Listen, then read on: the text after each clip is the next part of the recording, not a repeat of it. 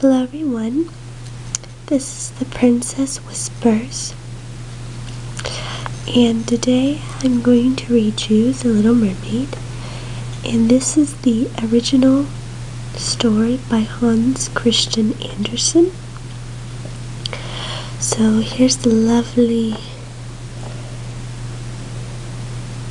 illustration, Hans Christian Andersen, and yeah, so let me begin. I'm gonna open up the book and let's see the table of contents.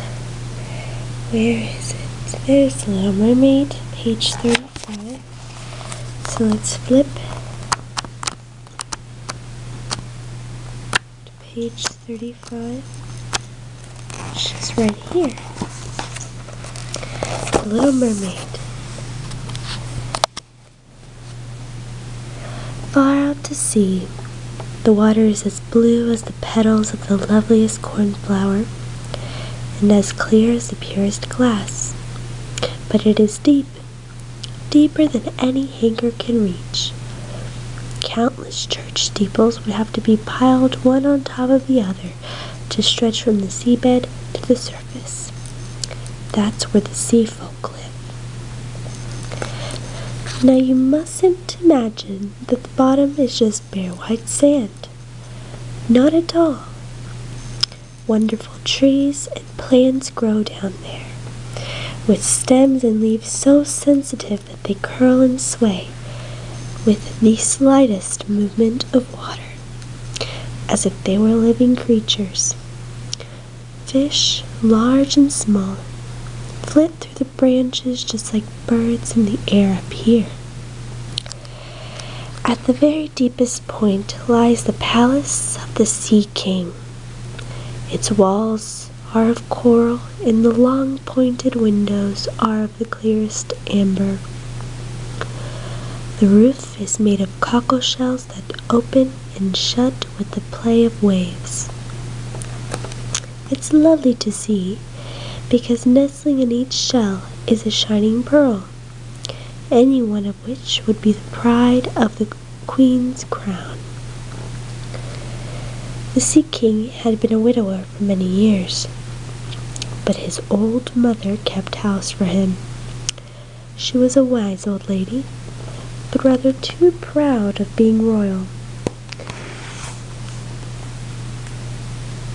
That's why she always wore 12 oysters on her tail, when the rest of the nobility were only allowed 6. Aside from that, she was a praiseworthy sort, and she took very good care of her granddaughters, the little sea princesses.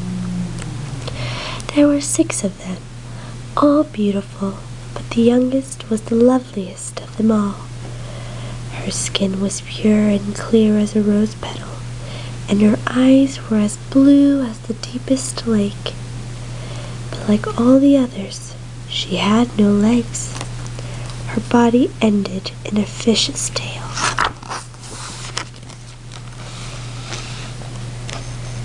All the livelong day, they would play down there in the palace, in its spacious apartments, where living flowers grew from the walls.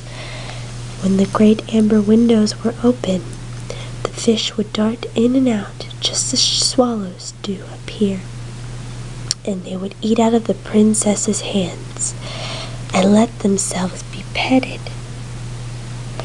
Outside the castle was a great park with trees of deep blue and fiery red. Their fruit shone like gold, and their flowers glowed like flames among the flickering leaves. The earth was of the finest sand, but blue as burning sulphur. Everything was suffused with blue, so that you might think you were high up in the air with sky above and below you, rather than down at the bottom of the sea. When the sea was calm, you could glimpse the sun above, like a crimson flower from which light came streaming down. Each little princess had her own patch of garden, where she could plant whatever she fancied. One made a flower bed in the shape of a whale. Another preferred hers to look like a mermaid. But the youngest princess made hers round like the sun, and would only plant flowers that shone red like it. She was a strange child, quiet and thoughtful. Her sister's gardens were full of ornaments salvaged from shipwrecks, but she had only the statue of a handsome boy in hers. It was carved from clear white marble, and it had sunk to the bottom of the sea when the ship that was carrying it was lost. Beside this statue she planted a rose-red weeping willow, which grew taller than it and shaded it with its overhanging branches. In the play of violet shadows on the blue sand, it looked as if the statue and the tree were embracing. The princesses liked nothing more than to listen to stories of the world above. The old grandmother had to tell again and again everything she knew about ships and towns and people and animals. The youngest princess was particularly taken with the idea that up above flowers were scented, for at the bottom of the sea they had no smell at all.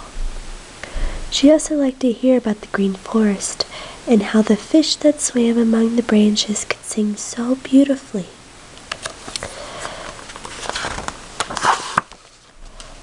Her grandmother called birds fish. Otherwise, the princesses wouldn't have understood, for they had never seen a bird. When you turn 15, their grandmother would say, you too will be able to swim to the surface and sit on rocks in the moonlight to watch the great ships sailing by. If you dare, you can swim close enough to the shore to see woods and towns. The following year, the oldest of the sisters would be 15. The others were each spaced about a year apart, so that the youngest would have to wait another 5 whole years before she was allowed to swim up from the seabed and take a look at us. But each sister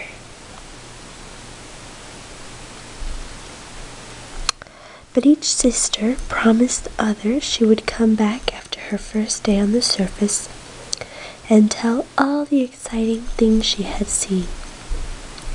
For their grandmother didn't tell them nearly enough.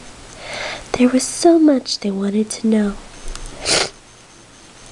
None of them was so full of yearning as the youngest.